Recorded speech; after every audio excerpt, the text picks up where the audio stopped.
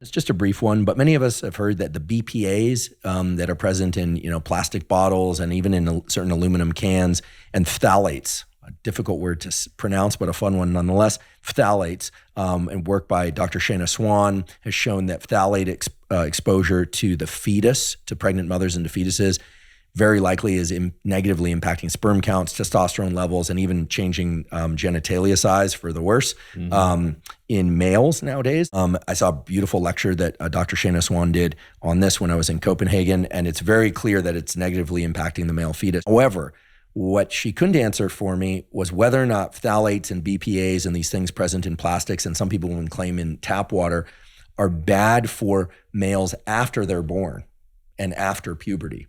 What are your thoughts on, or I should just ask you, do you drink water out of plastic bottles? Do you avoid drinking out of cans that are not specifically non-BPA containing cans? And do you actively avoid phthalates? My understanding is that phthalates are most enriched in pesticides, and that's why you're seeing dramatic drops in sperm and testosterone levels, mainly in rural areas where they're dust cropping. So I do avoid drinking out of cans that are plastics that may have BPA or bisphenol A in them.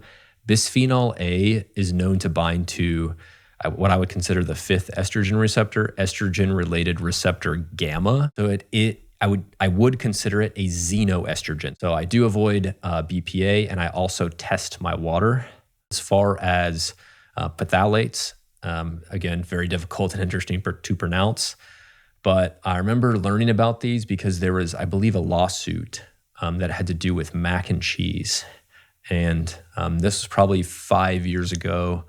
And I was coming up with my list of each provider that does obstetrics has a list what to avoid for the pregnant lady, sketchy deli meats or high mercury fish like swordfish and salmon. And I actually added processed mac and cheese to that list.